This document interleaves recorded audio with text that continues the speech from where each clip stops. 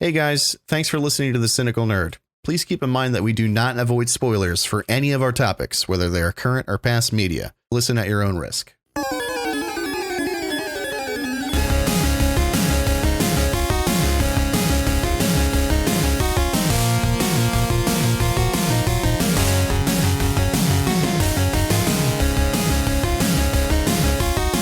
are you? How was your Labor Day?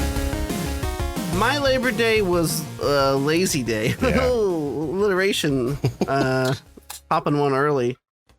Thanks to the sponsor yet again this week, Liquid Death. Oh yeah, I got to try them out. You're actually you kind of turned me on to them when you framed it as being like an appetite suppressant at nighttime because you get all the fizzies in your tum tum. I'm into that. That makes sense to me. I'm gonna It's try part it of out. my ambassador strategy. I have to tell people how I incorporated it in my lifestyle to make healthy choices, Right. thus making people interested in the drink. This is not an interesting story. I'm just on the outset. I know that this is not. I mentioned last week they made a berry version, and I decided to pick it up because I went through the whole 12-pack last week. I was having like one or two a day. I liked them. And I picked up the berry version. I didn't even look at the nutritional information because it's a fucking seltzer, like flavored seltzer. And the fucking berry ones have 3 carbs in them per drink, and it's just because it's like sugar. It's not like lightly flavored. It tasted like fucking passion fruit. So fuck you guys. Well, Veronica went out and grabbed me booze the other night, and we had a little miscommunication, and she grabbed me Truly instead of White Claw. She truly loves you. That's why. She truly does. That is truly true. And they were like Truly. margarita something or other. I took one sip of one and I was like, let me see that nutrition label. 5 grams of carbs per can. I was like, I got to run out and get White Claws. You can tell because the surprise is anything that's overly sweet absolutely has sugar in it. 100%. Yeah. 100. Yeah, we've hit somewhat of a milestone, Derek. Is this number AT? This is episode 80. Oh, and I said we were going to have something cool planned for it, and I don't. So yeah, so sorry. Welcome to the same old. This is actually probably going to be a shorter episode this week. We have a bunch of video game news, but not a ton of movie stuff. Yeah. Some cool shit came out that we're going to talk about. We finally watched Nope, and Lord of the Rings of Power episode 1 and 2 came out. I watched She-Hulk episode 3. Not really anything to write home about. Listen, I think checked the series is better. This morning. I checked it to make sure there was nothing I missed, and I saw that you wrote Just Chris on there, and I was like, I'll watch it for him. I'm not going to watch it for Disney. It's not for Kevin Feige. I watched it for you, so I did watch it.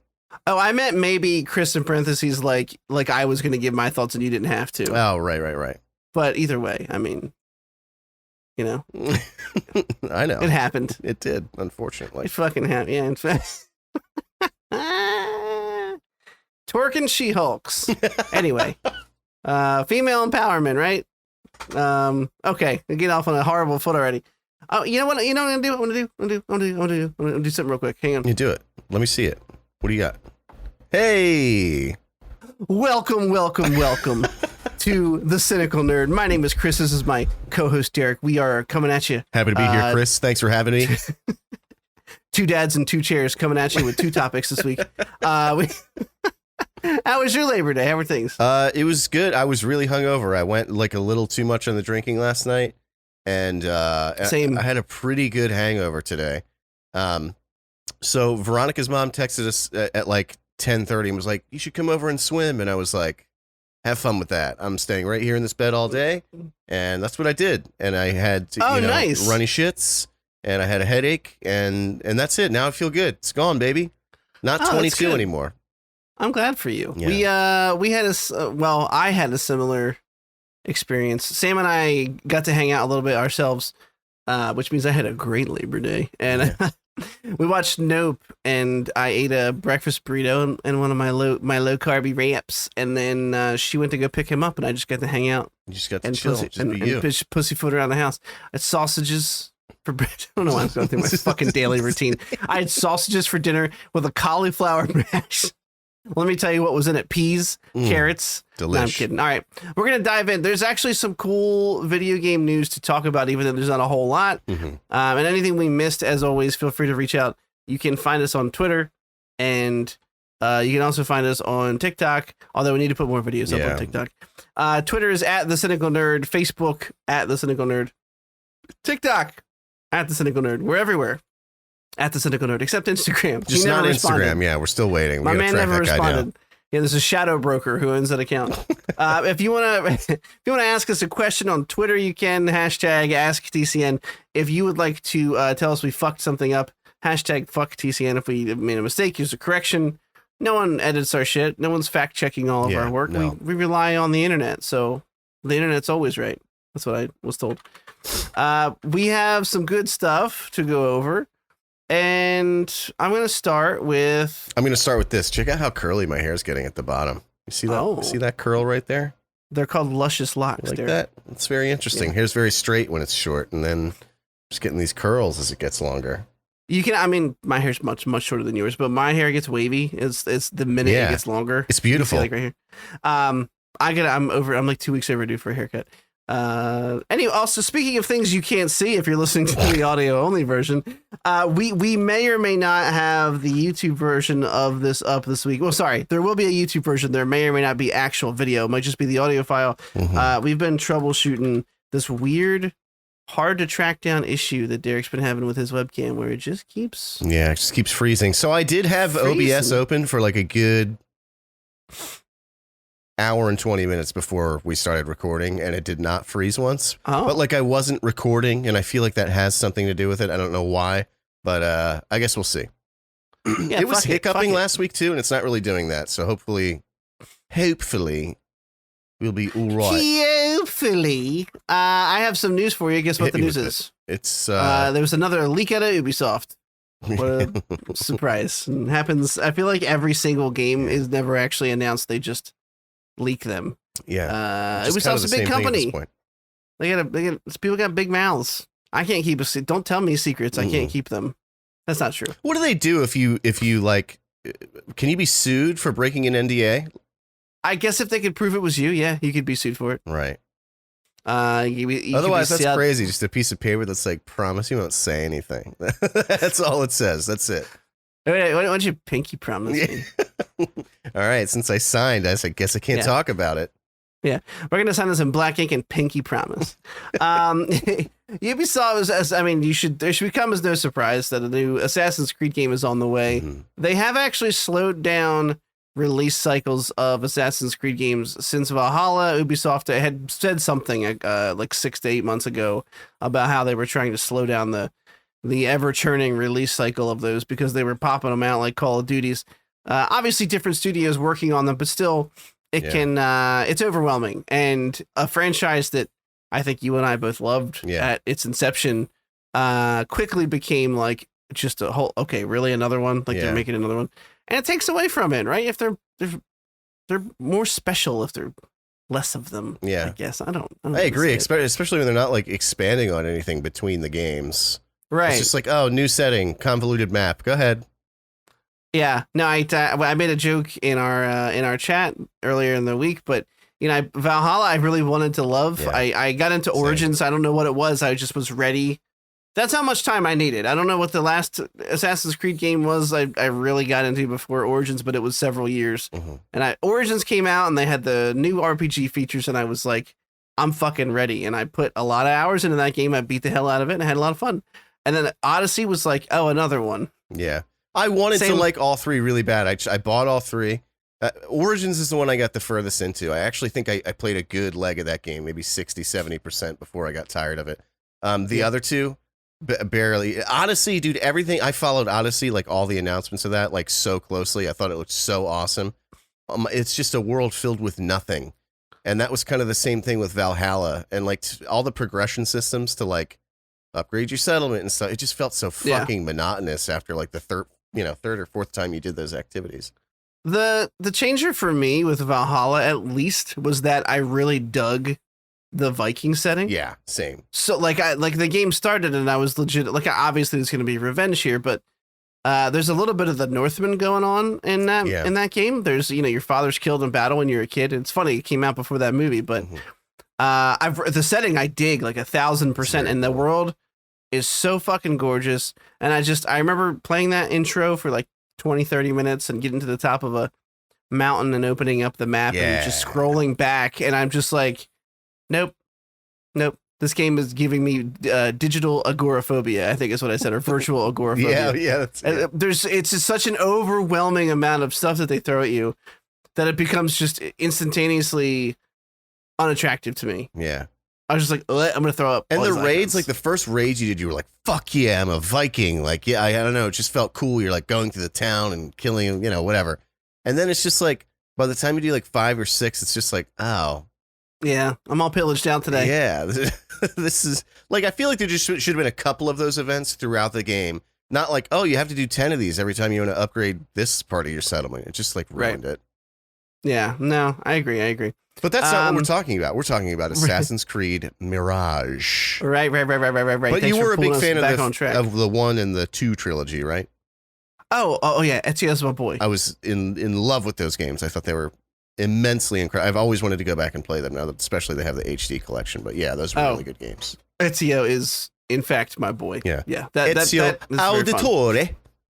And that's what that's what Desmond. That's the first trilogy before they really fucked it up. You know what I mean? Like, it was supposed to end, and then like Desmond he dies, right? And he's fucking murdered. 3, I think, but. And I think he comes back in Valhalla. Like I saw it in a forum. Like he gets rezzed or something. I don't know. He gets rezzed. Yeah. I heard Blizzard was adding B-rezzes to Assassins. Anyway, so Assassin's Creed Mirage was the one that leaked, and this looks much like a return to form from what we can from the little bit of information we've gleaned. The setting looks much more Middle Eastern, Asian. Continent spanning, sort of, the Ottoman Empire, that kind of shit. His outfit. If you told me this screenshot was an advertisement for a remaster of the original, I would have been like, yeah, okay, that makes sense. Like it feels like it fits in well. Yeah. With that era, maybe AC3 with Ezio when he is actually doing like Ottoman Empire stuff. But hey, look, if they're gonna bring it back. If they're going to bring the series back to something more basic, my one wish for Ubisoft would, for the love of all things holy, just stop with the tedious like tasks, just the virtual errands that you have to. Yeah, that, and like there's something really game breaking about like, all right, you get mounts in Valhalla, and they have. Now, of course, you don't have to buy them, but I hate that excuse. Like the fact that it's constantly advertised to you, where you can get a mount that's like a fucking unicorn or like a tiger that has horse feet or something, like just these totally fantastical things. Like, why would you ever want that? Like, how would that not take you? I remember with Origins, I bought like a flaming horse because like, cool, that looks awesome. And then it just seemed so stupid. I'm just a regular guy in Egypt, like on a horse that's on fire, riding into town, and people are just like, hey man, I don't know. I know those games aren't about the immersion, but there's just something about that that's too goofy for me. But now I saw in here they had mentioned, although I'm not a fan of the RPG elements, I know we said this in text, but I have to make my case here now that it's being recorded. From the judge. Going through this, like when you play stealth in any of the new ones, Odyssey, Origins, Valhalla, and you like sneak your way through and like wait for this guard and use your bird to tag people and make sure nobody sees you, and then like get to the guy. And then you backstab him, and then like a damage indicator that just says like 300 appears over his head, and you take away like 1/8 of his health. It's like, oh, like this isn't what this isn't what this should be all about. I know Valhalla added a feature where you can make assassinations automatic. But they shame you for it. They're like, just so you know, this isn't our intended way for players to enjoy this game. It's really? Like, okay, well. But anyway, so it's not that the RPG elements are bad. I feel like they're poor. They're better in theory than in execution. But really what's bad about the new ones is the bloated world of just nothingness. So they specifically mention in this article that they want to make a more condensed world. That's what I'm mostly focusing on. I don't imagine they'll scrap every RPG mechanic, because it would be crazy to just go like, oh, we're just going to use the exact formula that we used like 10 years ago in gaming. That just doesn't, that would be weird to me. But like focusing less on it, and focusing more on the world, I think could bring these games back around. And God, I hope I live to see that day because the first couple were so good. Yeah, and I always thought that they like it, the RPG thing. I thought was novel when they introduced it. It was a complete overhaul of the way the games really handled gear, because before it was just you'd collect random materials throughout the world and upgrade the stuff you had on, to slightly shinier versions. And I don't mind the idea of like unlocking gear or gear dropping from people. I mean, if you're killing powerful assassins, they might drop powerful assassin shit, I mean, logically. But I always thought that Assassin's Creed would benefit most from a hybrid of those two things, like what you're saying, where, I didn't even know you could do that in Valhalla. I actually might go back and try to play it again with that turned on and see how much more enjoyable it is. Assassination should always be instantaneous. It's always been a hallmark of I'm sneaking up on you, I'm stabbing you in the fucking neck, you're dying. Yeah. If I get the jump on you, you're dead. I'm an assassin. That should always be the end all be all. But and I thought a hybrid where that was the case, but also the combat was deeper, because they did make improvements to the combat system to make it, I wouldn't say Dark Souls light, but definitely inspired by things like that, where there's a parry now. And a dodge, and you have special moves like you can kick to fuck up people and make them stagger, and whatever. There's the screenshots that were released with this are showing almost like a Prince of Persia vibe to me. There's one shot where it's just like the 40 Thieves quest or something, which immediately reminds me of Aladdin 3, King of Thieves, straight to DVD, straight to VHS. I thought I was the only one who watched that. So no, there's two of us. Cool. And the second one where he gets the it's like Midas's hand or whatever. Anything it touches turns to gold. Yeah, that was a good one. I don't remember that one. I remember Return to Jafar. I just don't remember specifics about it. Oh, dude, my grandmom, who is the sweetest woman I've ever known, genuinely. Like, she's sweet and doesn't have to try. Like, every nice thing I do, there's like an effort there, which doesn't diminish. Like, if you're listening, you're like, well, I put effort into when I try to be. That's great. You should put effort into it. You should try to be a good person. It's totally it just comes naturally to her. Anyway, she pronounces Jafar ever since I was a kid as Jaffer. And she's such a nice woman. I have never corrected her. So to this day, when she talks about like, oh, when me, you, and Jack used to watch, Aladdin, and we really liked Jaffer. I don't correct her. I can't. They say his name in the movie, though. I know. Well, that's what it is. Jaffer. Oh. And she calls quesadillas quesadillas. That's another one I can't stop. I love that. Her. She's wonderful. She's made a place in my heart, and I've never met her. I love you, Nana. I hope you're not listening, because I say a lot of really, really racy shit. Nana, a lot of dick and shit jokes. Welcome to the podcast. We're having her on as a guest. And I know it's not our format, and this is a complete right. This is a left field Benson, as we like to call him here on the Cynical Nerd. I have seen. Well, who was it? It was it's on the tip of my fucking tongue. Justin Long has his own podcast, and he talks to the usual. He'll have like a celebrity guest each week, talk to them about shit, what they're doing, interesting questions about their career, whatever, what have you. He had on his like super old grandmother who was like 100 years old or some shit, and they were just asking her questions about her life. Yeah. And just having like and it was really sweet. It was a nice conversation. And I was like, we could never do that. No. Did you watch, it's a really bad show. I hated it. The Midnight Gospel. No. It's the guy, Pendleton Ward, who made Adventure Time.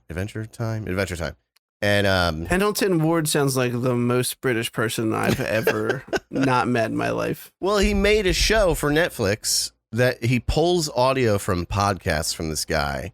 And he does animations around them. So it's like this guy has a guest on, whatever. The whole show is so pretentious and so like hippie, try hard, like I'm more enlightened than you are type stuff. The last episode, they pulled audio from this guy's podcast where he interviewed his own mom, who was like terminally ill with cancer. Of course, unknowingly, like 2 weeks before she died. Dude, it's the only episode. I would watch the last episode of that show. The rest you really can skip, trust me. It is so gut-wrenchingly incredible to listen to them talk to each other. And they're like, I don't want to. Oh, dude, it's so good. I was crying my eyes out when I watched it, because he starts crying, because he starts talking about like, I don't know what I'm going to do when you're gone. And he sort of breaks down. Oh, dude, it's so palpable. It's incredible. Let's keep ourselves in this wallowing pit of sadness. I have a story actually related to Hit me sadness. with it. Let's get sad. I think I've mentioned it on the podcast before. My father passed away from leukemia when I was very young. I was 4 years old.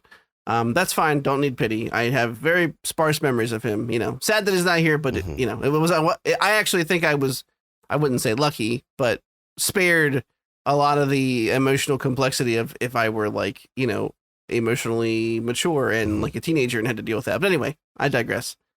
I think I've mentioned this. Oh yeah, of course I have. You saw it, the letter that he wrote me.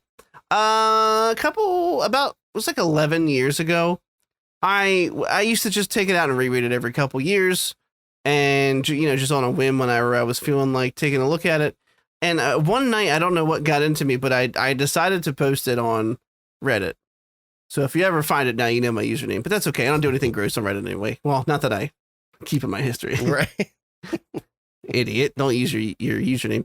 I posted it on Reddit, and it was basically my dad wrote, the standard gist. It was my dad wrote me this letter when I was 4, when he knew he wasn't going to be around.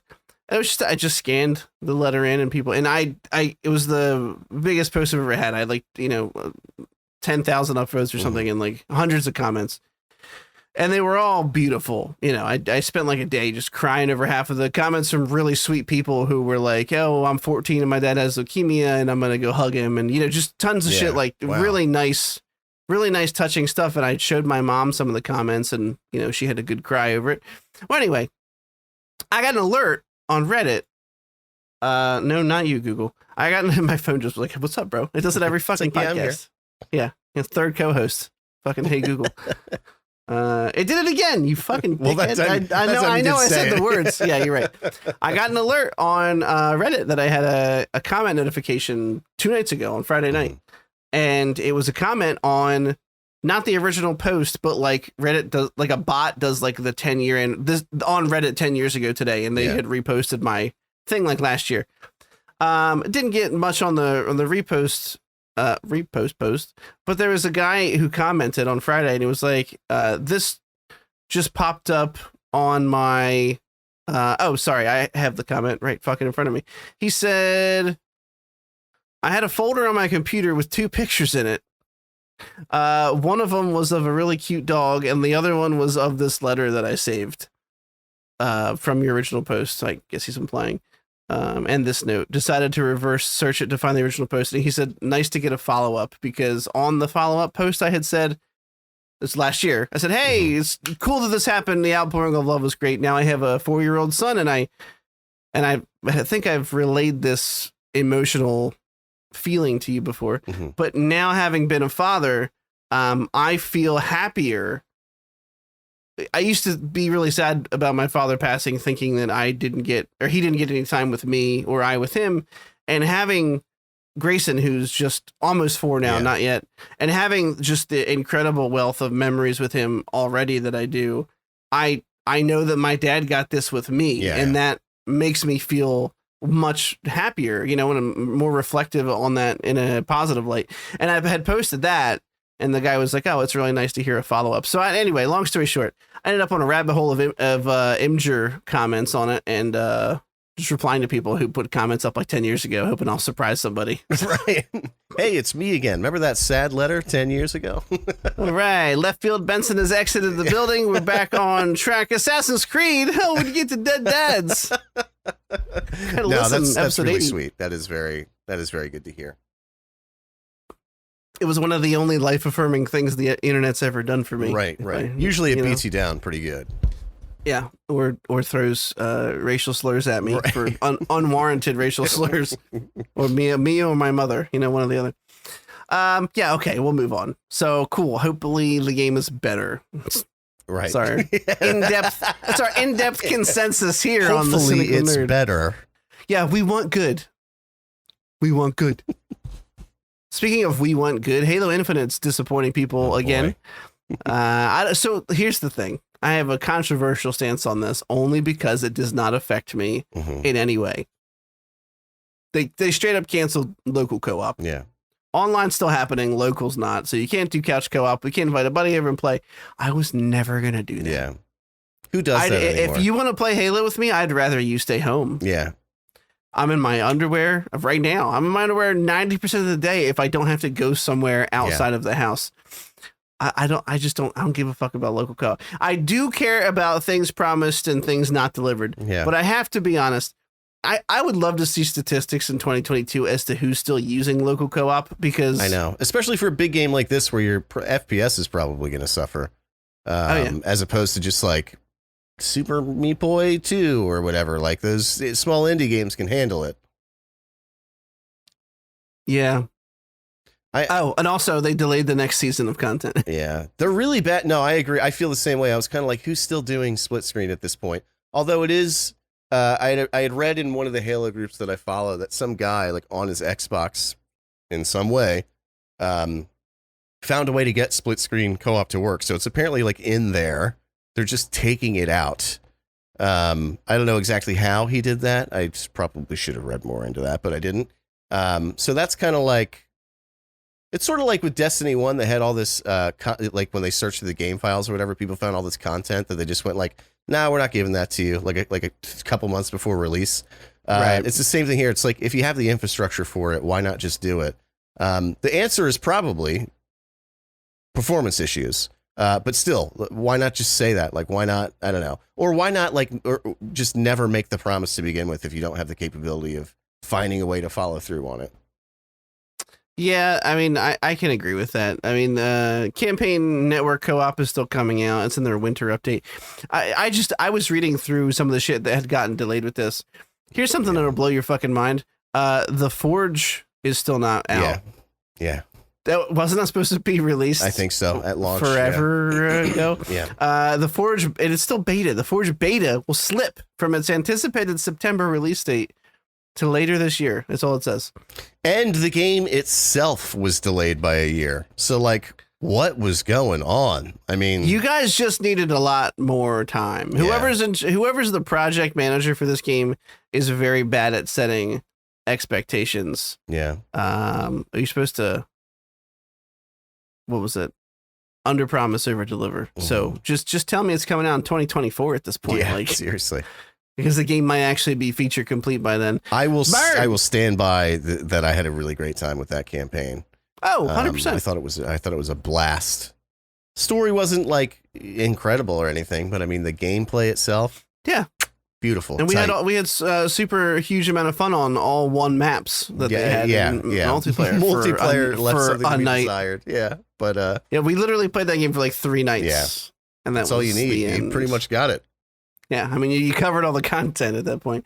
Yeah. In a complete 180, games that did release content complete and fucking juicy. Elden Ring. This is kind of some behind the scenes news. So Tencent and Sony are throwing very large amounts of quiche at Elden Ring maker From Software.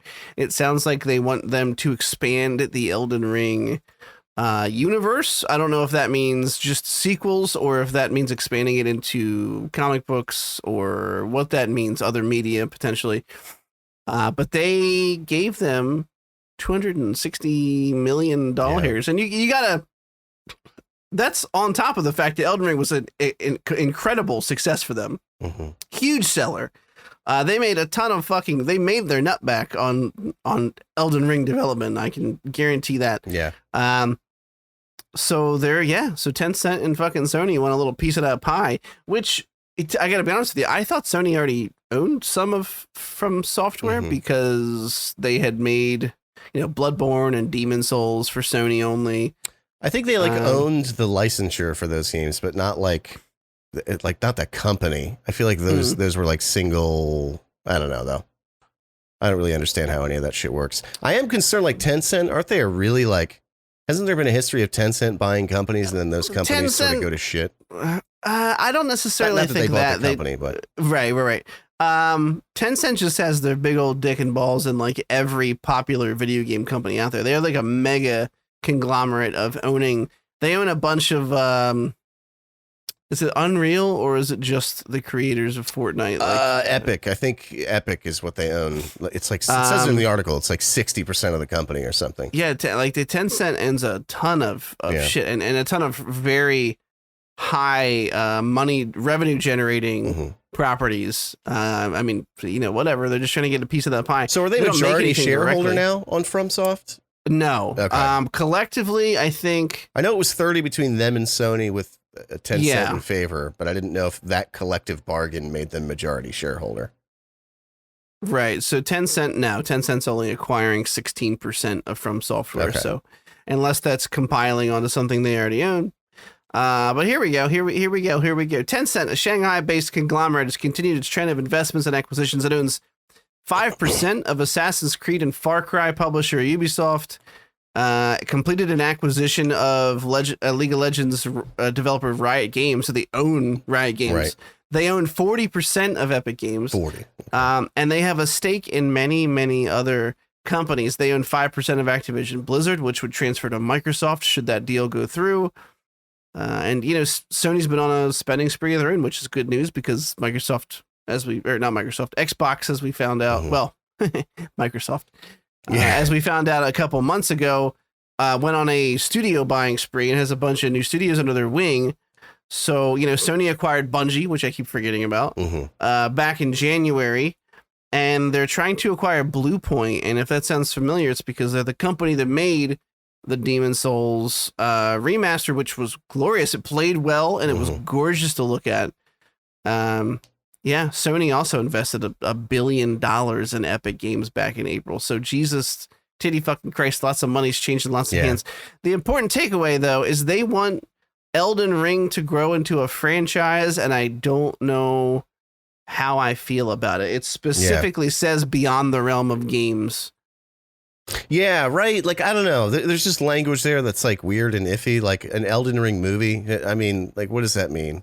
The only thing I want them to expand into is millennia porn. Yeah. And it's got to be scat too. She's got those bumpies all over her. I know I'm objectifying her, but she's a very strong woman, and I respect her. I respect that she dommed me about 30 fucking times before I killed her. All jokes aside, though, I mean, I just don't know. I don't know what they would do. It literally just says expanding beyond the realm of games. So there's speculation to be had, but I really don't know. Yeah. Comic books. I would like to see more of Elden Ring, but like I'd like to see more of some of their other shit first. It's probably going to be Elden Ring was such a fucking massive success, though. It's going to get the focus without a doubt. I want Bloodborne too. So do I. Or a remaster, or even Sekiro. I want a remaster so bad. Oh my god. Sekiro. How did Sekiro, do you know how it performed for them? No, I know it won like awards out of the ass, but I don't know. I know it was very well received. I just don't know, like, financially, like, I'm hoping that I hope they don't back burner it just because they have so many other titles. Sekiro Shadows Die Twice, a big commercial success. There we go. Good to hear. In less than 10 days, game found over 2 million buyers. I wonder what it's like today. I don't want to scour this article, so hurry up and buy. Yeah, I don't know. It did well. Let's just land on that. It did well. All right, moving on to more behind the scenes stuff. I think we're done with video game news. Now it's we got some streaming news. We got an ill-fated sequel, and we've got some behind the scenes movie stuff. So there's been this event the past 2 years, basically since the pandemic started, that DC put on under the tutelage of parent company. I missed this one. Missed what one? The one you're covering. I don't think I read that article. That's okay. I'm going to listen very dearly to you. I'll give you all the bulletin points. Come on. Fandom is an event that's happened since the pandemic started. Yeah, the DC Fandom. And that happened, it's happened twice. It was actually pretty successful. They covered all of their different mediums. They covered all of the Flash and the Arrowverse shows. They covered comics even. They covered like big runs coming out. And then, of course, they covered DC properties. It was like their own little celebration of the superhero brands and stuff. And it was pretty successful. It's where the Batman trailer first debuted back in 2021. or was it 2020? Who knows? That movie was in development forever because of the fucking pandemic. Yeah. But last year they did Black Adam trailers and things like that were exclusive. The Flash, the first look at the Flash that we got was from Fandom last year. So it was kind of looked like it was becoming a successful tradition, and that has been canceled. Obviously, with Warner Brothers coming under new leadership, DC Fandom 2022 was never scheduled, I don't think, to even happen. Last year it happened around October, so of course an announcement was coming soon. They released a statement that they said that with the return of in-person events, Warner Brothers Discovery is excited to engage our fans live at numerous Comic-Cons around the world and will not be scheduling a DC Fandom for 2022. So who knows? Could come back. Probably won't. They'll probably just stick to their hopefully the rivers and the lakes that they're used to. I feel like with any of these like Comic-Con and even like E3, like I don't know if E3 is coming back. I hope it never does. I feel like these massive expos where like every developer is invited are always underwhelming because shit takes so long to develop now. Like when we were kids, it made sense because you're dealing with a game whose entire file size is like 64 megabytes. So you like had something to show every single year, all your different projects. It's not always the case. And so a lot of times you're waiting for your favorite developer's thing, or your favorite game director to come out and say his piece, and then fucking Kojima just comes out and says, I've been very hard at work. Goodbye. I'm starting a podcast. Goodbye. I just think like this smaller, like I like the way that you just described the DC Fandom. It's essentially, it's just DC shit. Like come on in and check this out. Same thing like Sony is doing their own, just like specifically Sony exhibitions. I just hate the big collective stuff like Comic-Con. I feel like all the people contributing there who have, what do they call panels or whatever, just like feel like they have to say something about what they're working on. And so a lot of times if they don't have much or they're, ahead of their release schedule or whatever, they just kind of have to bullshit their way through it. And it's just like, why are we still doing this if it's so fucking boring every year? So this is kind of a bummer to hear. Right. I was trying to scroll back through our conversation to cover something, but I don't remember how fucking far back. I thought of something in the middle of that sentence too, and then I forgot it by the end. So, what I was trying to find was the comments that you and I made about Henry Cavill like 2 weeks ago, because there's been a lot of shakeups and a lot of negativity surrounding it, and that kind of stuff can make everyone think that, ring the doomsday clock and think that everything's coming crashing down. But we've heard a lot of rumors recently, and Momoa has stated in interviews that, Affleck's coming back in Aquaman 2, and that there were some reshoots done for that with the canning of Batgirl, which would have continued to reintroduce Keaton as the quote unquote new DC Batman, or primary Batman, which is what we thought was happening. Them now adding more shots of Affleck into Aquaman, which is a movie he was not previously supposed to be into. Mm-hmm. If you recall, a very long time ago, Flash was supposed to be his final performance as Batman. That way, they said that fucking publicly. He was like, "Oh, Affleck was asked about how it was to say like a farewell," and he was like, without the pressure of Justice League and blah blah blah. And my problems with alcohol on not publicly. He had like a really great time. And then after that, Dwayne The Rock Johnson, you may know him as a little guy named The Rock. His Black Adam film is coming out. It's unsurprisingly, he's got a ton of pull at Warner Brothers and has been a big fan of Henry Cavill. Who's not? He's a fucking charming man of action. He's a man about town. He's a man about town. A charming man about town. Welcome to Cavill-town, a city on the move. He's been wanting to see like Black Adam versus Henry Cavill Superman, which would be great because the only person I can think of that even comes close to being as in magnificent a shape as The Rock is probably Henry Cavill. I mean, it's fucking shredded. Would not want to be punched by either of them in the chest. Neither one. Although if you asked me to pick, I would kill myself. Although you and I could legitimately have an intelligent conversation with Cavill about like World of Warcraft because he was raiding in WoW when he got the call to be Superman from Zack Snyder. Here I found the conversation. We were talking about this, how you and I were trying to be hopeful that he was going to come back and that they were going to maybe talk Affleck and staying as well. And you said also, I think Cavill is the most fuckable guy in the world, and yet somehow he's still humble. Like, imagine walking around just knowing you could cause any happy couple to divorce in an instant, but instead you use your powers for good. If that's not the most Superman shit ever, I don't know what is. I was going to tweet that and I forgot to. That's all right. Maybe I'll remember now. Notice me, Henry. I'll forget. Notice me. You know, I thought that original video, that meme was hilarious, and then I realized it was a bit the guy did. Yeah. And it became unfunny immediately. Yeah. I was like, I thought you were just this weird, and now I find that you do this like everywhere.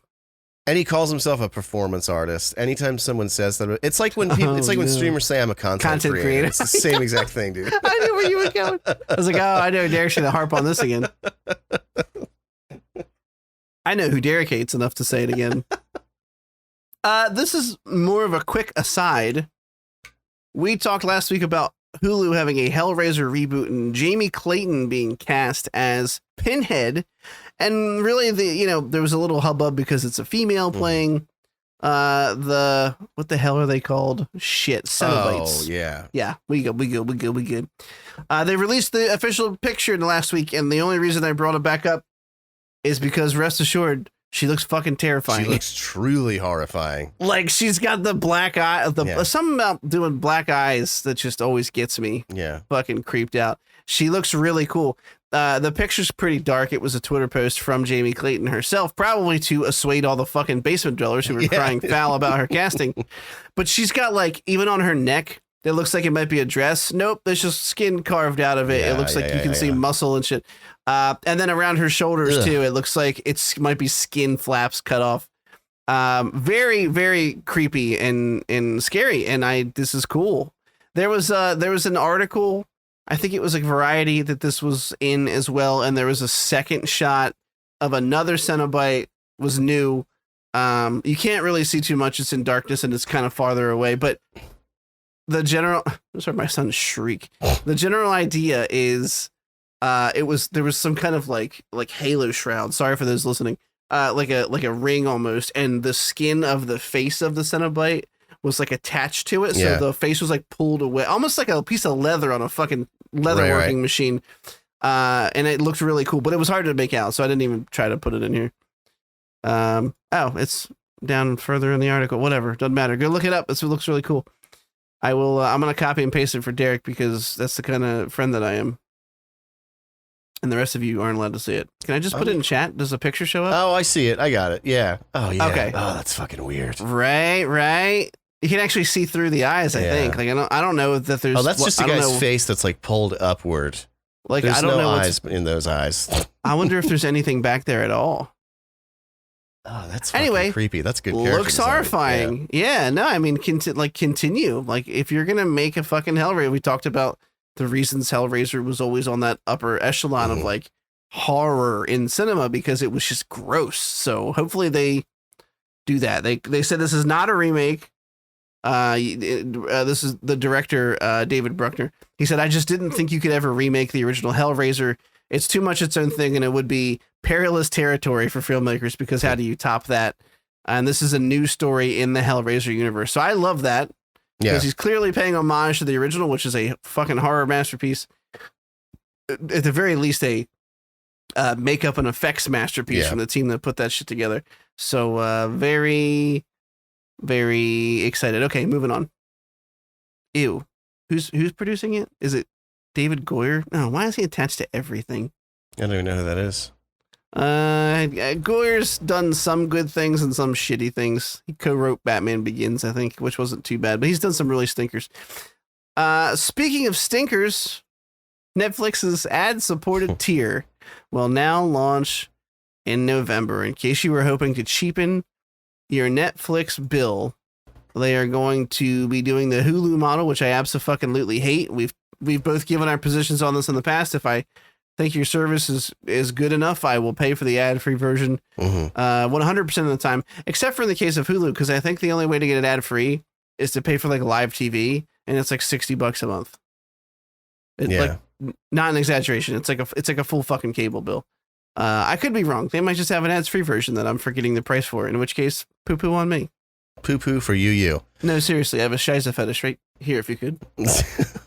A shiza fetish? Is that what you just said? Yeah. I like that. German shiza fetish. Yeah, initially, like, I didn't really care because I'm not downgrading to an ad thing. Right. I've been waiting for ads. Yeah. I couldn't wait.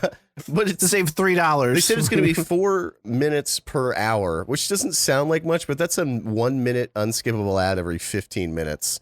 Which in the granted, we grew up on television where you were getting like 3 minutes of ads every 8 minutes. Yeah. But I mean, by today's standards, that is kind of a lot. They also haven't announced the price, and they're already counting their chickens before they hatch. Like they're saying, like, we'll get this many subscribers by the end of, and it's like Netflix is kind of like, they're kind of goobers lately. Like they're kind of just making bad decisions. They were such a fucking titan for so long. And it just seems like this is the beginning of the end. We'll see. I mean, I do like some of the things they're doing around it. So, think about, and this is not a fair comparison because, like you just said, it's like one unskippable commercial per 15 minutes if they space them out evenly over the course of an hour, which sounds horrible on paper. But they did say they are putting frequency caps on ads so you won't be plagued with the repetition of the same one over and over, which if you've watched Hulu ever, you'll know exactly what the fuck that feels like, because the answer is like a lobotomy. But if we compare it even to like traditional TV, it's still decent because like I think of all the shows in my childhood that were on for a half hour, and then you go back and rewatch them and all the episodes are 20 minutes and you're like, oh wow, they had literally cut 10% out of the fucking show, like, or not 10%, they literally cut 30% out of the fucking show. I meant 10 minutes, but you know what I mean? Yeah. I got you. Next. I put this article in here just for you. I didn't read it, and I'm going to tell you what, this one was on purpose. I didn't read it. No, I mean it. Because Tusk has been on my list forever. Oh, you haven't watched it? And I never watched it. Okay. And I didn't know if there were spoilers in there. I know it's not like a movie about twists and turns. It's more of a horrific spectacle. But just because it's been on my list for so long and I just have never gotten around to it, I was like, you know what? Let me just not.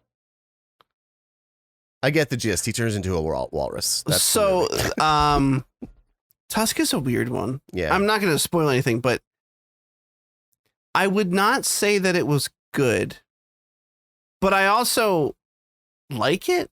Yeah, that's what like, everybody says about it. That is so interesting to me. It's so weird. Yeah. It's like Kevin Smith, it feels like he was going for B-movie weirdness and achieved it like super successfully. And because of that, like, I wouldn't say the movie's a good movie, but I enjoyed the movie. And you know what? A lot of it has to do with, he's passed away now, but we've talked about Red State before.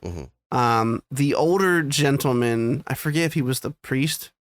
I forget who he is, but there's an older gentleman in Red State who's a really good actor who Smith had never really worked with before. He returns here as the older guy, like the guy who's like obsessed with walruses or whatever. A weird thing to say out loud. And he is creepy as fuck, like does a really great job. It's not one of Kevin Smith's regular like buddies from Jersey who like can barely act. Sorry guys, I like you for the most part, but none of you can act for shit. You're in the movies because your buddy makes the movie. That felt really harsh, but I've met a lot of them in person. They're very nice, but they doesn't mean they're good actors. Yeah. I went to the Red Bank comic book man shop, James Silent Bob's Secret Stash. It's like a 2-hour trek up the Parkway, but it's not too bad. I think Sam and I, like, we took a couple days off of work like 3 years ago and decided to go up, and they were in the middle of shooting one of their seasons. So all the guys were in the shop. Oh shit. And it was like in between shooting, like literally we were walking down the sidewalk and some of the camera guys were walking out. So I walked in and it was normal, but all the guys were there. And I forget all their names now. I know the, I make fun of him all the time. Walt Flanagan. He's like the curmudgeon, whatever. But like literally, he rang me out. Like they work the store. There's a big guy. I think his name was Brian. He had a big long beard. He was a heavier set guy. Mm-hmm. And like he engaged Sam. We were walking around talking. He was just like, "Hey," he called out like the shirt she had on or something. They were really nice. They were like genuinely nice guys. Fucking what's his name? Mike Chang was there. Chen, I forget. I'm fucking up his last name. Anyway, so I digress. And then of Kevin, I met one time, and he was a super sweet man, and shook my hand. Kevster? Yeah, I met him at Caroline's on Broadway because we were there for a Comic-Con thing, and Comic Book Men had a live podcast recording at the Carolines, and I wanted to just stop in. And we went in, and of course Kevin showed up because he was there for something at Comic-Con. And then on the way, like Caroline's is tiny. If you haven't been, it's a cool place. It's like super famous for, comedians in New York. But on the way, like we're just sitting, there's barely anything. There's like 3 like tables at a restaurant and like a little median where the floor dips down to the stage, and like that's how far we were from Kevin. And he was walking out, and I was like, "Yo, Kev," and he was like, "Yo, man, how's it going?" And he literally stopped, turned, smiled, shook my hand, engaged me, and then left. And I was like, "You're such a sweet person." Yeah. No, I've heard people say that about him. Now hate on him. No, I wasn't going to. Now your turn. No, I'm kidding. I know. No, I've heard people say that about him. He's very, very personable, very good guy. Yeah, I don't know how I randomly have just met most of those guys, but I like how you just humble bragged that so hard. I don't know. It was so right. Fuck, you're supposed to let me say it about myself so that I don't sound like a cut. You know what's crazy? I met all those famous people. I wasn't even trying. It just happened. Isn't that it just kind of fell in my lap. It's almost like they came to me. I don't know. You want to hear what else comes easy to me as a white male? Let me just mansplain the rest of the sode. Mansplaining the sode. No, honey. Title. I met Kevin Smith. Sit down. I'll tell you all about it. Oh, you've watched his movies? I shook his hand. Let me tell you about it. There's a podcast title in there somewhere. I don't know what it is. Anyway, Tusk 2's coming out, and it's called Tusks. And there's a joke in the article, and this is not spoiling anything for the movie. Kevin Smith, he said. He said, just like when Jim Cameron pitched the Alien sequel and said aliens, I'm going with Tusks. Anyway. Very nice. Good one, Kev. I would love to tell you about, I can't. You're going to have to watch it, dude. It's a weird fucking movie. I'll watch it soon. That is my solemn promise to you. It is a weird, this I promise you. It's anyway. I have episode idea titles from last week, and obviously the one we went with, which is LOTRCU for Lord of the Rings Cinematic Universe. I also have Gandalf bad feeling about this, which I think was just a joke you did about him saying I have a bad feeling about this. And then I have Mighty Mighty Brown Tones. No idea. I don't remember that one. Yeah, I don't either. Anyway, all right, moving on. We only have one. It's the kind of weird shit that happens behind the scenes. We only have one single trailer this week, and I know I scoured. There wasn't a lot. Gamescom came out, and then there was a drought of video game news. That's how it always goes. And there's a lot of stuff coming out on TV right now, but there's not a lot of trailers for stuff, at least this past week. And hey, we didn't skip a week. That's nice. Yeah, you're welcome. The sickness did not take one of us.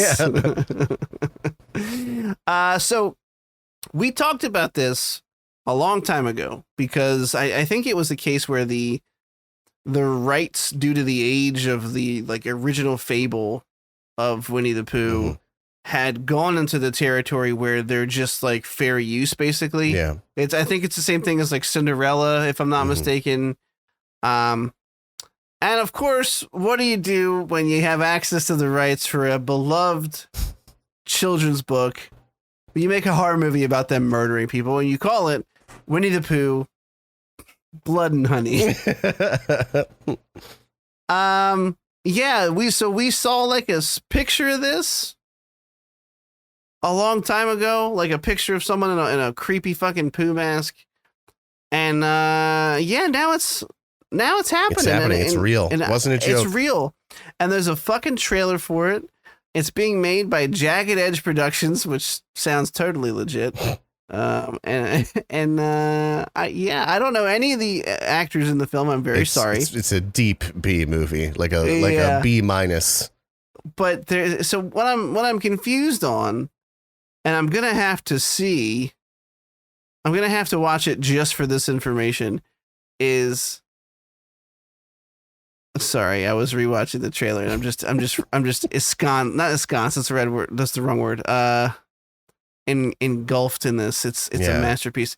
What I'm confused is what I need the answer to is this supposed to be an anthropomorphic bear who loves honey and is now got a taste for blood, along with his friend Piglet, who just has like a tusk mask on? Or are these supposed to be just people that put masks on that look like Winnie the Pooh? Yeah. It's called Winnie the Pooh. Right. I think it's because it seems like the premise is that Christopher Robin left them and now is going back as an adult, and they're really mad about it. So unless he was in some Winnie the Pooh cult of humans who dressed up like that, I think they're actually anthropomorphic animal. That's my guess. But you never see the faces move, so it could just be masks. Well, I mean, it is masks in real life, but I mean, even within the confines of the movie, they could be masks. This is going to be 100% watch on my part, purely for the novelty on it. Like, I don't think it looks good, but it's just such a silly premise. Like, you just can't help it. It literally just says coming soon. I checked the description of the article. The trailer itself says coming soon. Yeah. I need a release date here, boys. Come on. There's nothing. There's no official release date. Yeah. Okay, well, coming soon. All right. See you then. I'll be there. What? I hope Tigger's in it. Oh, yeah. We know Eeyore won't be on there because he's too Eeyore overdosed on a Zanny in this universe. Yeah.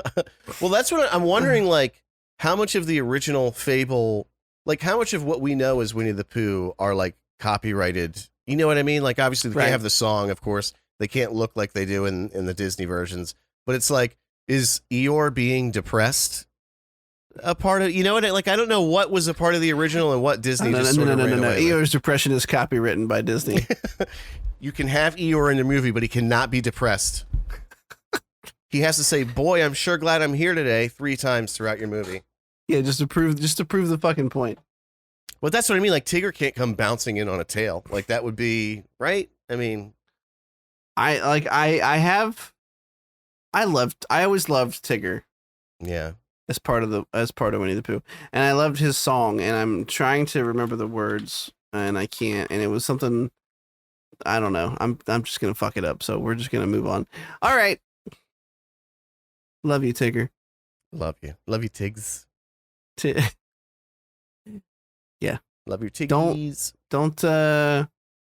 Don't play it loose with his name. You'll end up in trouble. You really gotta think about it. For the love of God. Yeah. Anyway, moving on. We're actually at main topics. That was all. Is of the House news. of the Dragon not in here by design or by accident? Oh, by accident. Okay. By accident. That's very good. I can't tell you how weird it was last night when the music I was listening to and you just sang some random thing perfectly in key with the song. It was very, very impressive. Yeah, listeners, you had to be there. Yeah. Sorry about that. Yeah, so excuse me. We have to talk about Nope, The Rings of Power, which is a big one because there's 2 episodes that are an hour each, roughly. I think the second one was longer. Yeah. And House of the Dragon, which is also like an hour and 10 minutes or something this week. Yeah, pretty long. Which one would you like to? You know what? Let's get She-Hulk out of the way. I think it's going to be a quick one. I wasn't sure you were going to want to talk about it, but we can talk. Let's do it. Can I go first? You sure can. Hit me. I think this show is embarrassingly bad. I think it gets worse every episode.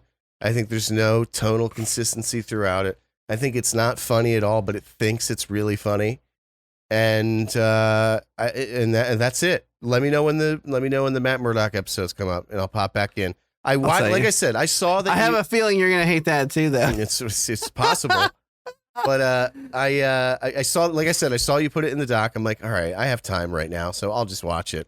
And even like halfway through, it's like, oh, what the fuck am I doing right now? Yeah, you didn't have to. You didn't have to. Speaking of which, I have to. This is complete side story. Okay. Rick and Morty season 6 episode 1 came out last night, so we'll watch it for next week. Oh shit. Okay. Yeah. They're back. Also, Speak No Evil comes out September 9th. I forget what that was, but we Yeah, both me wrote it too. down because it looked cool. Rick and Morty season 6 main topic. Sorry, you guys don't want to listen to our housekeeping anecdotes. Oh, Speak No Evil was the one. It was like an Icelandic family that has another family in their house. Oh, the creepy one. Yeah. I definitely Okay. want to watch that for sure. Yeah. Tits. I like this. I like Definitely. tits. Definitely.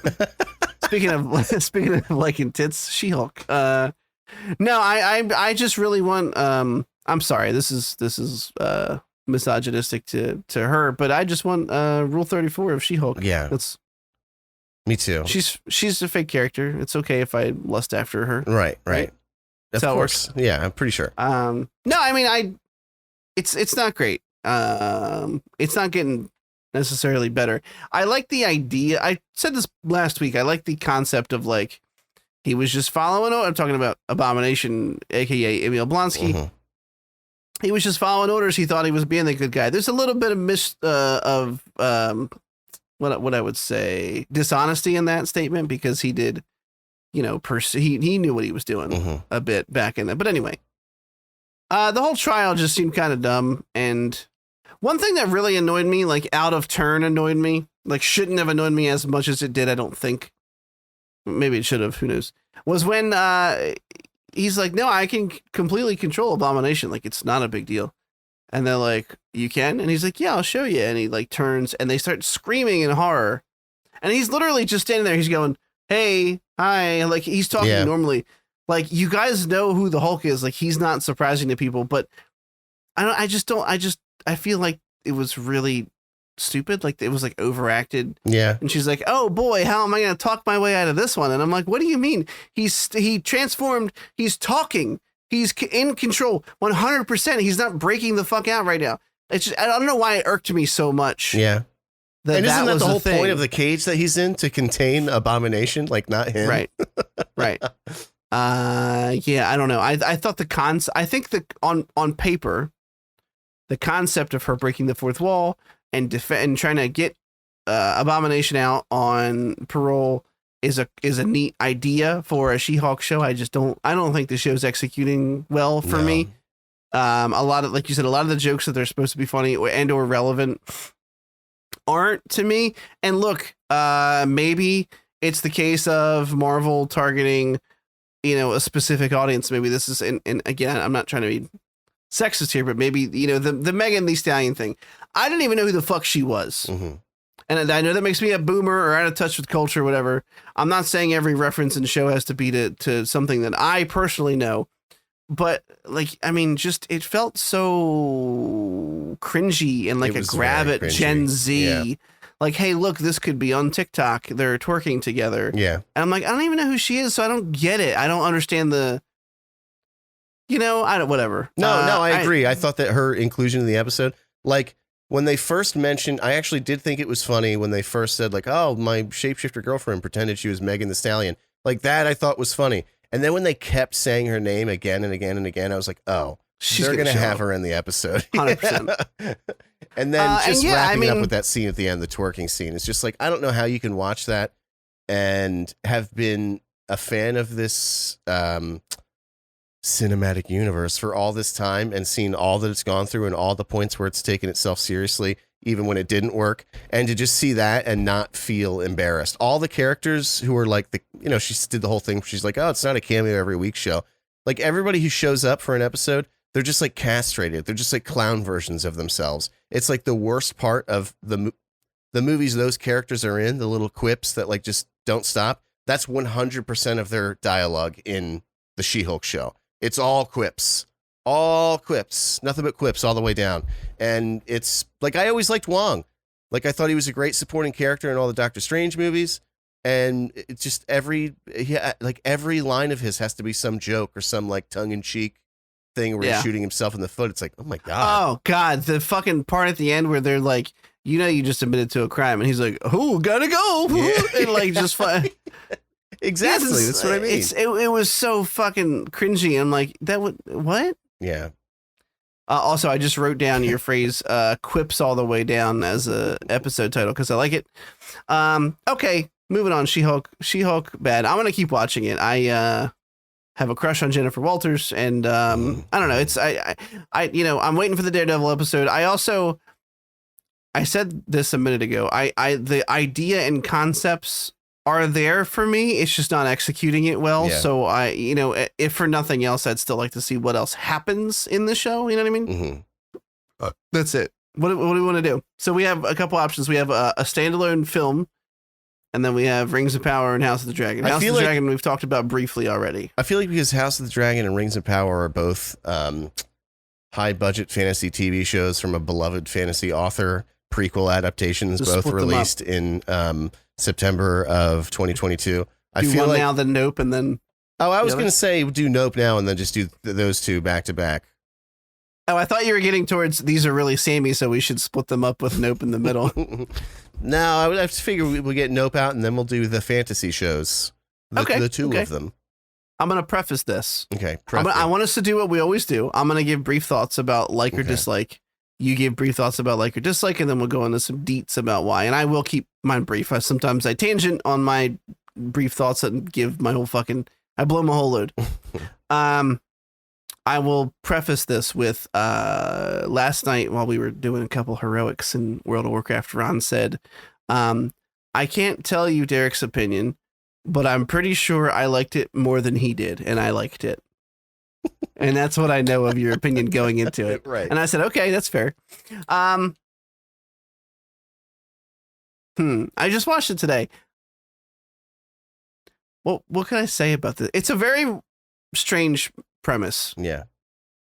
It's not that I didn't expect it. It was more like a really when I realized what they were doing. Beautifully shot film. His movies are always usually very pretty to look at. I thought I love Steven Yeun, although it's like I'm watching Jordan Peele become the director I want him to be, but he's still going through growing pains. Mm-hmm. But I feel like everyone's just patting him on the ass and saying these are amazing. So he's not learning the lessons he needs to become the filmmaker I want him to be. Does that make sense? No. No, but I hope you expand on it. Far as I know, Nope was pretty well received. Extremely well, yeah. And I disagree with that. Yeah. But there's talent here, and it's like it needs more, and it needs a little more. It feels like a little more to the story and a little more to the mythos it's building. And maybe a little more at the end. Some people could call it his style. I call it he needs work still. Yeah. Maybe it's wrong. Maybe every decision in this was 100% thought out and intentional. I mean, I know movies go through months and months of planning and pre-production. I can't imagine anything was done on a whim. But my point is, to me as a viewer, and maybe this is just a difference in taste to people who loved it. The movie is unsatisfying, and I think that's my biggest problem with it, and I will wait to elaborate until we get into it. But I did not dislike this movie. I just didn't like it that much. I don't know if that makes any sense. It does. It is exactly how I feel about it. It's in no way, shape, or form a bad movie. It just wasn't very. I would even say that it was good, but it was nothing beyond that. I feel like, my issue with Jordan Peele is that, well, first of all, the actual like action of movie making. So like building sets, so getting the lighting right, getting, the actors in costumes, framing the shots, panning the shots, whatever. All that is absolute God tier from him. It always is. His actual filmmaking is never the issue. It's the writing that I get hung up on sometimes. I feel like he hinges on metaphors too much. And he did it so out of his 3 films, this is the one he did it the least in, but it was still enough for me to be like, can we just have a story? Like, can we just have a movie that's just like a movie and everything isn't some mystery that you're trying to attach to real life? Right. So like, And uh, go ahead. Sorry. no, I was done. Oh, okay. I'm trying to think of the things I didn't like so I can put them into words. So here's an example of something that, to me, alongside your metaphor statement, makes the film feel disjointed. So Stephen Yeun's character, there's a metaphor with you can't train. You can only train a predator so far, I guess, or so long, or until they snap. And there's a really effective. I mean, the monkey was clearly CGI, but the horror of the scene, we know what chimpanzees can do when they go crazy. They literally have been news articles. Now we know why the woman's face was scarred. There's been countless horrific news stories about chimpanzees turning on their owners and literally ripping their fucking faces off and beating them to death or eating their fucking face off to where they have to get like horrifying reconstructive surgery. And don't own a fucking chimpanzee. They're a wild animal. They are not domesticated. They will hurt you. And the thing about chimps, which is so scary to me, is that they're much stronger than us. They look frail, but you're way stronger than we are. And you're keeping that thing around you when it could just fuck you up. Yeah. Anyway. Actually, before we go too far beyond that, I just really want to say that today I read a pretty interesting thing Jordan Peele had to say about that scene with the monkey, the ape, sorry. And he had said that basically that was his metaphor for performers who are kind of up and coming and always feel like they have to perform. Of course, the theme of the movie is that like human beings just inherently have this fixation on like horrifying spectacle and trying to like monetize and push all, just make something off of terror. That was kind of Stephen Yeun's character arc in this, is that he had this terrible thing happen to him as a kid that even as an adult, he's trying to like commodify. But anyway, he said that I think Gordy was the chimp's name. Basically, he was a representation of like a performer who's just like on the verge and just snaps. And he said that he thought stories about chimps. The reason he chose a chimpanzee for that is, like you said, they're a wild animal. They have these urges because they're not domesticated like dogs are, that if they're not satisfied, they revert back into being a wild animal. And so the reason that he said he chose a chimpanzee for that was, he said, every time you hear about a chimpanzee that just snaps and kills someone or eats their fingers off or face or nose or dick or whatever, you're horrified by the chimp. You say things like you just said, never get a chimp again, but you don't hate the chimp. Like, you don't blame it. Like, it's because, like you said, it's a wild animal. It's their nature. It's what it is. And so that's why he chose a chimp specifically, is that even though they can do this terrible thing, you're not really mad at it for it. It's a fucking animal. And I thought that was an interesting, I don't know. I just liked that kind of reasoning. I feel like I'm liking the movie more the more we talk about it, because that's great information. And I like that the metaphor was so deeply, or the allegory, whatever you would call it. I always forget the difference of the two. I don't think there is one. At least I hope there's not, because I interchange them all the time. Which is cynical nerd. Come on down. We're super smart. So where was I going? Right. So the more we're talking about this, the more I like the movie, but I'm also realizing that it's just a difference in. I think the next Jordan Peele film that I see, I just have to go in knowing he's established this. This is the way he tells stories, and by that I mean, because I haven't gotten there yet. So you're like, what particular aspect are you talking about, Chris? Well, here's what I'm talking about.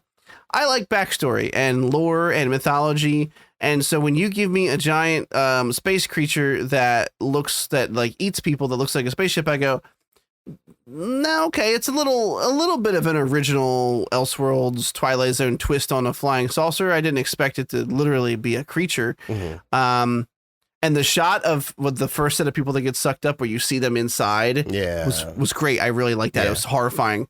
I want to know what that thing's called, where it's from, how long it's been on Earth. I want backstory, and I know that's asking a lot, and these are very specific wants and needs for me personally as a consumer of films, but he does this a lot. He does things in movies that he decides are not important to explain out later to the audience, to give the whole answer, to paint the whole picture. And maybe that's because, you know, he's dealing with these otherworldly things that are supposed to be metaphors, so you don't need to explain them in his mind. But to me, you do. I need to know where that thing came from. I need to know what it is. And I'm finding that this is just a difference between the types of movies that I like and the type of filmmaker he is. And the next time I see his movie, it might just be a little bit on me to step back and go, okay, well, now it's 3 for 3 with his films. I know the type of scripts he writes. Yeah. It's going to be something crazy I don't expect, and he's not going to explain it, and I'm going to have to live with that because that's where I'm at right now. There were some truly terrifying shots in this too. Oh, I mean, he really has 1000%. that just the like creepy what's about to happen anticipatory moment. He has that just down. My God, fucking nailed. There was the kids in the alien costumes in the stall. Yeah, and they just like slowly stand up like this. We were like, no. Sam and I watching it 11 a.m. and she's like, what? No fucking way. Like, luckily Grace is not here. She's openly cursing. Very, very scary. Yeah. Very tense. When the fucking UFO is over the house and just starts like raining everyone's blood down on top of him, it's very, very cool. I had that spoiled for me in a clip, but it was still very cool. Yeah. I'm raising my score of the film now, I think. Mine's about the same because there was a lot of stuff. There was a lot of things. First off, the first half of the movie is so slow. I can't stand a movie that just doesn't start. It just like took forever to. Once it got going, that's when I started to enjoy it, and that's what raised my sort of score of it up. But then there were still some parts. Like there's a part towards the end. I don't want to over-explain the shot. The Emerald's on the electric bike on one end. Yeah, and OJ is on I think he's on the horse on the other side. The sneer they gave him in the beginning when they said his name was OJ was just great. But like, there's the scene where like we know what's happening. We know that we're waiting for. He's trying to get the UFO to move away so that she can turn her bike on and get away. But there was just that shot took so long where they're just like staring back and looking at each other back and forth. Now it's focusing on OJ. Now it's back on M, and it's like, oh my God.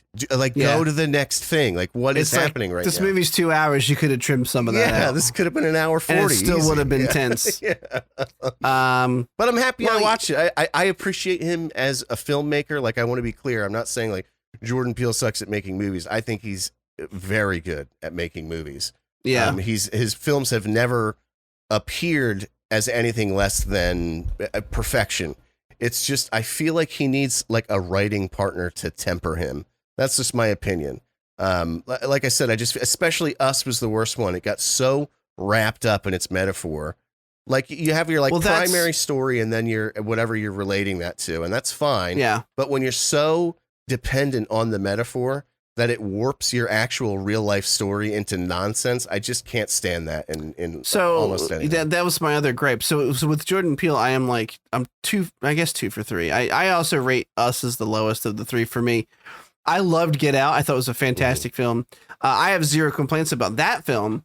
But that's because that movie, there was no fantastical horror element. It was just people being fucking terrible to each other.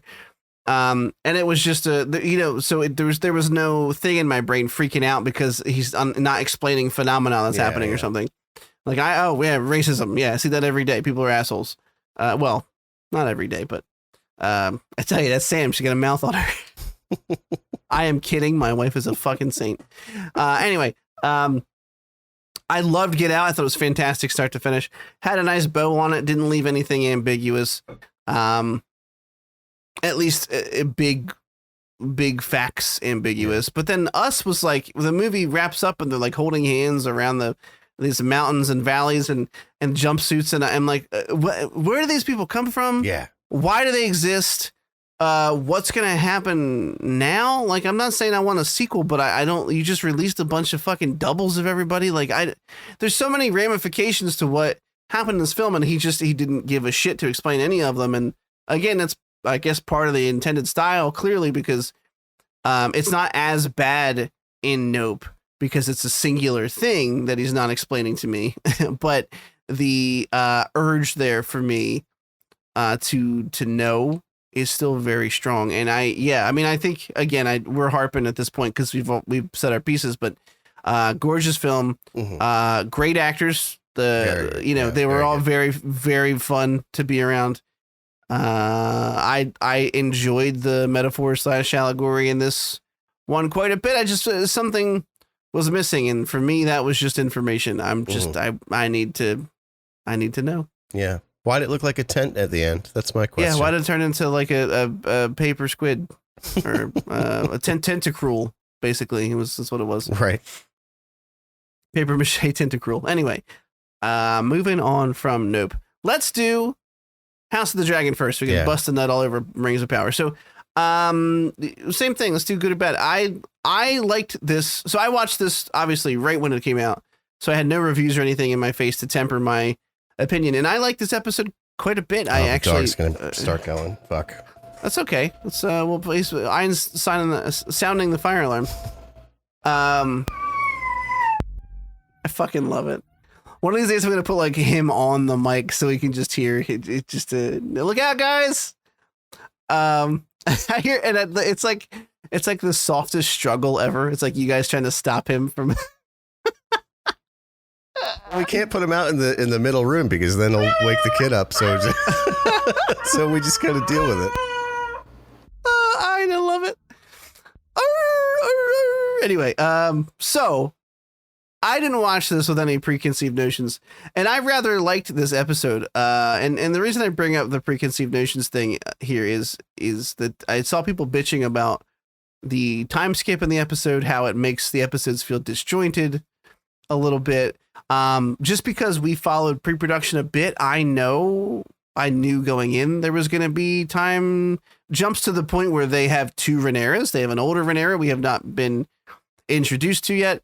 So it didn't bother me. I know they have a lot of ground to cover in this, in the, this is different from A Song of Ice and Fire. This is like a generational conflict, a generational war between these families of succession and family and politics that happen over the course of the rule of these people. And so the time skip didn't bother me. I saw some people bitching about the action. They called it weak. I thought it was fun. I don't know. I had a good time with it. They were bitching about the archers being horrible shots. Of course, movie archers are always terrible fucking shots. And I thought the gore that I've come to love and respect was there. This episode for me had a little bit of everything. It was like a trash can of goodies. It was everything in the kitchen sink. We had some nice quiet moments with Rhaenyra, and I forget the guard's name, who it looks like they might be setting up some kind of romantic thing with. Kristen Cole. Oh, so Kristen. The king finally had that moment with his daughter where he's like, "I'm not supplanting you. Like, chill the fuck out." That was a nice moment. There's a lot of strife going on there. Like, what's going to happen? Everyone expects him to name the son.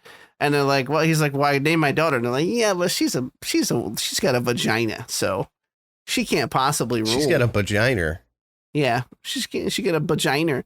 But this episode had a lot of action, had a lot of political intrigue, and I liked it. I continued to enjoy it quite a bit.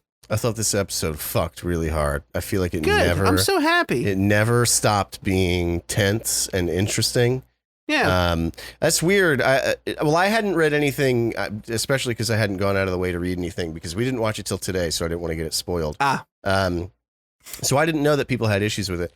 I don't know why you would be upset about a 3-year time jump. Apparently this story in the books takes place over like 40 years. So like buckle in. It was something like, this makes the series feel disjointed and it's hard to, I'm like, what? They're all the same characters. What the fuck are you talking about? Like, I don't get that at all. They clearly spelled out in dialogue. Yeah. I don't know. No, you kind of hit every note. It's hitting all the right notes. I feel like we're seeing the thing that made Game of Thrones so good is that the characters were so complex. Like they weren't one note like you usually have in movies or shows or whatever. There's like the good guy and the bad guy. And then like they're kind of, not that necessarily doesn't work because that's most of what you read and what you consume. But what It's makes like you me read about. just like it's going off again. We're about to start this whole goddamn thing all over again.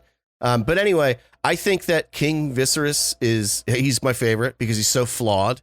He's clearly like a conflicted guy internally, and that reflects externally. And so you kind of you understand where he's coming from, but you can also see why people see him as weak because he just can't make his mind up on things. Yeah, because he wants to make everybody happy. The scene where he got drunk and people were coming in with their marriage proposals, and Otto Hightower mentions him marrying his 2 kids together. And he's like, I came to the hunt to get away from all this fucking politicking. It was so like the way he threw that line out was so good. Yeah. And then I'm sorry. No, go ahead, please. I was gonna you didn't take my thunder because I was gonna say the drunk scene where he's talking to what's his wife's name? Allison Hightower, right? The one where he's drunk at the bonfire at the end of the night talking to her, and he's like sobbing. He's like, I didn't think I'd ever remarry after he's like, I loved my wife, and Rhaenyra's a strong young woman or whatever. He's like, I didn't expect to have a son, and like they're making him such a complex, like flawed, but like kind of lovable king still that I'm gonna be sad when he will inevitably be murdered by somebody because it's gonna happen in an episode or 2. He's done. Yeah, he's not long for this world. But even Daemon, I really like. Initially in episode 1, I didn't so much. I think we talked about this. I think I just hate Matt Stone's face. Is that his name, Matt Stone? 100%. But the character has proven to be really good. He has this complexity where like Sir Corlys was kind of shit talking his brother, and he's like, "Yo, I shit talk my brother. You don't shit talk my brother." Yeah. Which just made him less of like a type villain. Yeah. And then in this one, it was just cool. Like for years, he's been waiting for a response for his brother to like get help in fighting off this rogue group. And he finally gets the letter to send it. And so he just fucking risks his life. There's no dialogue explaining it, but in his head, he's basically saying, I'd rather die than basically accept his help at this point. So now it looks like, and it also makes Viserys look weak because it looks like he sent help after the situation was already resolved. So it was like really a brilliant move. I am loving this show so far. Like episode 1 and 2, I went like, oh, I thought they were going to be mid, and then they ended up being good. And this one was like, fuck, do I like Game of Thrones again? Like, are we back? Yeah, we do. Am I doing this? I think we're back, baby. I think I'm doing it. It's really got its hooks in me. Forgot to turn on my blue lights. I just realized. That's okay. Boner. What a boner that is. What a boner dethroner. Episode title callback. You're welcome. Boner dethroner 2. Boner Game of Throner. It's a Game of Throner boner. Nice. Is there a title in there? I don't. More like Game of Bones, am I right? God, it's been said so many fucking times. Okay, moving on. Speaking of Game of Bones, I'm letting you take this away. This is your baby boy topic, at least. You love Lord of the Rings, well established. I would only posit before you begin that I'm donning this series, much like Smell Them Things. This will be Lord of the Things. Lord of the Things. Things of Power. Yeah. Right. Yeah, Smell Them Things was way better, but the Things of Power. the Fingies of Power. I like tickle you. I'm going to let you take it away. Episode 1 and 2 dropped, and we saw a lot of the show so far, and I want to know how you feel about it. Ready to go. So let's start with visual. Visually, it's incredible. I don't think even the biggest naysayers of the show were saying that it is absolutely a marvel to look at. When you're talking about a $500 million budget, it had goddamn better look really good. And it does. It really, like the CGI green screening is all state of the art. It's, the costumes kind of vary. I will say that some look very good and others are just look weird. Like, Lord Celebrimbor's outfit just bothers me. I don't know why. I just don't like it. Episode 1 was a lot of world building. They're kind of getting you to go like, okay, we know you're familiar with the world, but this is a long time ago and things were a little different then. And so a lot of that world building I really liked to sort of see the state that the world was in following the defeat, quote unquote, of Morgoth. I like how basically the humans, the human lands who basically swore fealty to Morgoth, the elves are now kind of like doing some Nazi shit where they're like keeping an eye on them. They have those watchtowers that they're like just making sure you guys aren't going to do evil shit again. It just creates an interesting dynamic for them because by the time we get to their them in Lord of the Rings, they're sort of recluses. Like they've said, fuck society, we're better than you, and we tried to help and you wouldn't let us, so now we're going to stay in our woods and our mountains, and you guys do whatever you want. Don't come here because we're not coming there. So it's interesting to see that at one point they were kind of like Gestapo-ish in trying to keep this world order by like stopping rebellion before it begins. Tomato, tomato. You say Gestapo-ish, I say vigilant. Right. But I think the guy who, man, I forget his name. He's one of the elves who is of that unit of people watching the humans. He has like a tree on his chest plate. I know who you mean. I forget his name as well. Yeah, something with an A. Too many high fantasy names this week. A lot to keep track of. It's too early for me to tell if I like this or not. I like episode 1. There were certain things that I really went like, oh, this is interesting. This is cool. But it's like you can create a cool world, but you have to have interesting things happening in it. And I don't know if that's happening just yet. So like, not that it's been boring or anything. I really, really loved the scene between, come on, Elrond and Durin and his family. Very good. Well, both the right that he invokes, like that was very cool. It all felt extremely Lord of the Ringsy. I don't know. Yeah, and then like he had dinner with his. Oh, dude, the best thing is the greatest like revenge is the queen, the Black Dwarf. Yeah, that's the main character everybody was shitting on. Like, oh, Black Dwarves, like that doesn't make any sense. And now, like across the board, people are saying like, oh, she was actually one of the better characters of the show, and blah blah blah. Yeah, she was like, really fun. She was great. She was very sweet. And that interaction was cool. There was a lot of shit going on with that same elf that I was just talking about, and the human that he's obsessed with. That I think that's their kid. I don't think that's been nailed down yet, but that's my suspicion. A lot of the shit that he was doing in episode 2 was just kind of boring to me. It did come to a head when he had to like swim through the thing to get away, whatever. The orc design is incredible. Again, visually, like everything is really looks good. Very good. Yeah, they're horrifying. All of the Harfoot shit is immensely boring to me, and that's a shame because I love the Hobbit stuff in Lord of the Rings. I did like, when they focused in on them, they had the sort of folksy music going on, just like they did in the Hobbit. Yeah.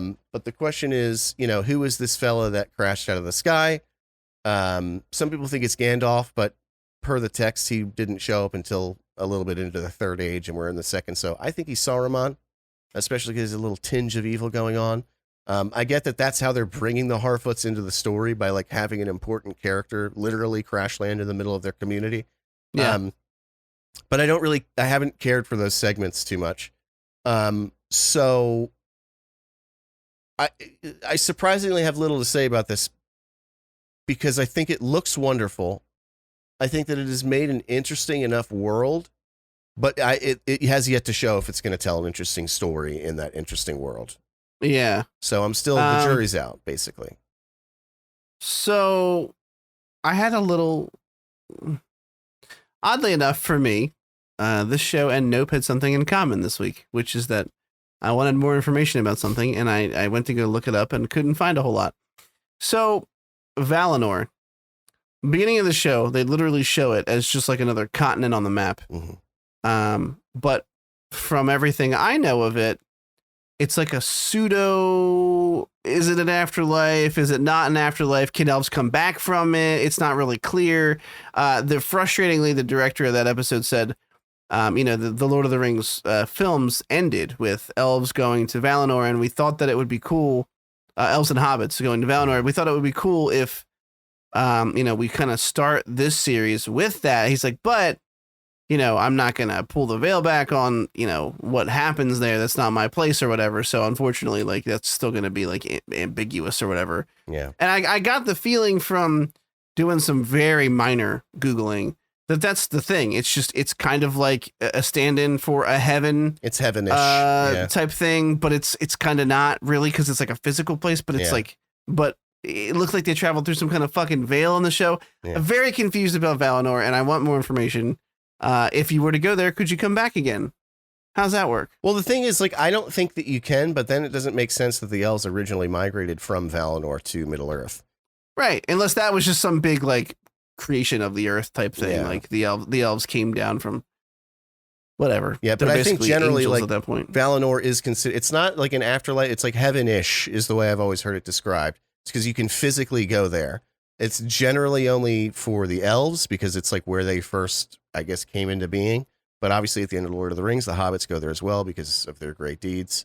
But yeah, no, I don't know the answer to that. I thought the same thing because clearly we've seen the elves shit like in Lord of the Rings get on the ship and leave, but we've never seen them go through that veil like you said. Right. So it's like if once you go in there, you can't come back, and it's very heavily implied that you don't. Otherwise, why would Galadriel have jumped ship? Why wouldn't she just land and then get another ship and come back?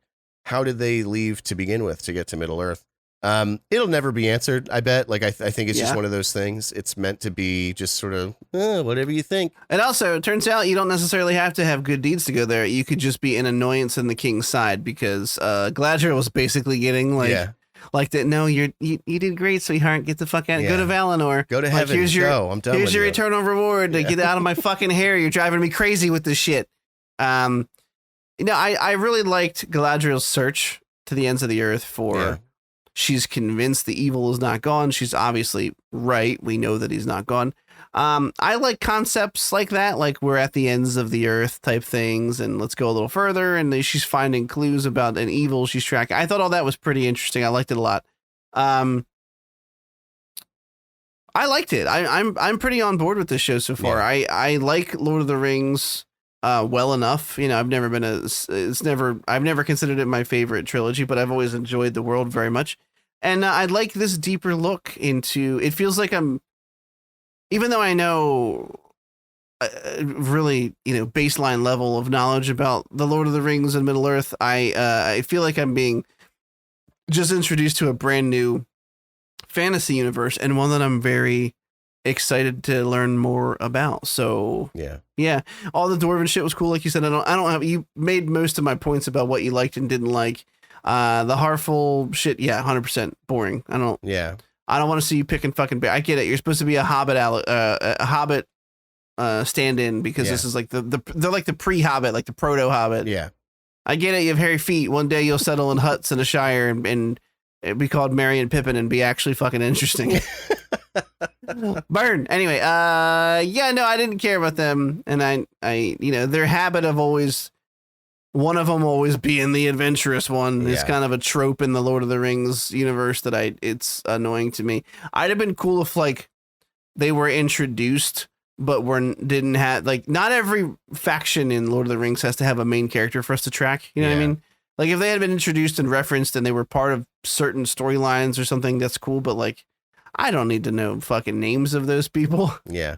I don't care or even about if them. they had a group that was like had some, rather than focusing on one person, because then you're putting the whole like focal lens of the entire group of people is through, I don't even know her name, Nilly or something like that. Sure. It worked for Lord of the Rings. I mean, you got 4. I said Harful earlier, by the way, not Harfoot.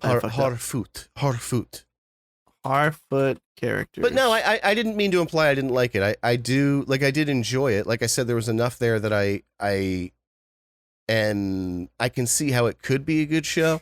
But a lot of the scenes were sort of like, maybe they went on longer than they needed to, or like in the case of the Harfoots, they just didn't need to be there at all. So I don't know if it's going to be like the story and Nori. Okay. The story and dialogue of the original trilogy is why I love it so well. In the image, I love everything about it. My God, it's perfect. But the dialogue doesn't cut the way it does in the original trilogy. I don't want to keep comparing it to that though. I mean, obviously you kind of have to an extent, but it's, I don't know. We'll see. That long story short, I'm just going to start running in circles. I will say, I don't want to compare this to House of the Dragon either, but again, they're the 2 fantasy shows that are on right now. If I had to pick between each of them, the first 3 of House of the Dragon and the first 2 of Rings of Power, it would absolutely go to House of the Dragon. I'm like in love with that show right now. I would say that's fair. So I'm not like wowed by Rings of Power yet, but I absolutely want to give it more of my time. And I really, really like, I'm rooting for it at this point because there's a groundwork there that something really incredible could come out of it. We'll just see. I didn't know this. So the Harfoots are not like a proto-hobbit. The Harfoots are one of 3 breeds of hobbits, along with the Stores and the Fallowhides. There's conflicting info online about that though. That because okay. I was reading a whole thread about that the other day where someone had said that, and then people were doing counter info to that. Well, this also says they were browner of skin, had no beards. Lies. I saw beards galore on those motherfuckers, especially the old cool one. Yeah. With a magnificent fucking beard on them.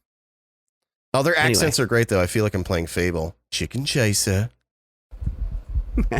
Did you ever play that back in the day? I did. I played Fable. Great game. I totes my goats played Fable. Anyway, all right, that was it. This is a shorter episode. We're at 140. 140, baby. We're done. Episode AD 140. That's how it goes. Episode 80, Quips all the way down. Proper episode title. We just need a thumbnail. Yeah, something with the UFO, but it's a butthole. Just a butthole with the flags coming out. I don't want to put a butthole. I know, I'm not serious. I mean, I am serious in that I'd like to see that, but I know that we can't put that on our podcast thumbnail. Yeah, that's not a bad idea, though. Oh, I could make the... okay. I could make the shit... I could make it a glory hole. Oh, true. You could. The Tim Oliphant glory hole. Yeah, that's what happens when you get... Please suck me up. Please, Timothy Oliphant. I'm coming, and you will too, soon. I really thought when they showed... This is a really quick aside. When they showed the interior of people that were like ostensibly getting kind of digested, that they were going to go full like fire in the sky 1990s alien horror film. I've told you about that movie before. I don't think you've seen it. No, but and they didn't because there weren't any aliens in there. It was just a creature. Yeah, a creature that looked like a paper mache tentacruel. Yeah. I didn't mind the design of it before it transformed, but afterwards I was like, oh. Why? Yeah, you're like, what's... Again, I'm like, what? Why did that happen? I need more information about this creature. Does that mean it's horny? I don't know what that means. Is it trying to fuck? It's getting horny. Because I've seen enough hentai to know what those long... you know what they're white tentacles are going to do. Yeah, it doesn't eat all the people it sucks up. They're gonna fuck you. We gotta get out of here. We'll see you next week, episode 81. Where can everybody find you at, Derry Show? On Twitch at Dr. Gloom MD. That's DRGLOOMMD. I'm speed running my demos now at the end. That's I like it. You can find me on Twitch. Does that mean you'll find me live? No. I'm not streaming right now. I don't know if I ever will again. How's that for honesty? Boom, gotcha. Make me love it again, internet. I don't know. Love it again. This is your job. You do something, damn it. But you can find me on Twitch and Twitter at TCN Plays. I check Twitter often enough. I don't tweet a whole lot, but I check it often enough. I give it a look. So send me your alien from Nope glory hole pictures, and we'll post them up. I guarantee you this. The TCN handle will retweet every single one of them if you send them. Yeah. All right. That's going to be a guarantee. TCNG. All right. See you later. Bye.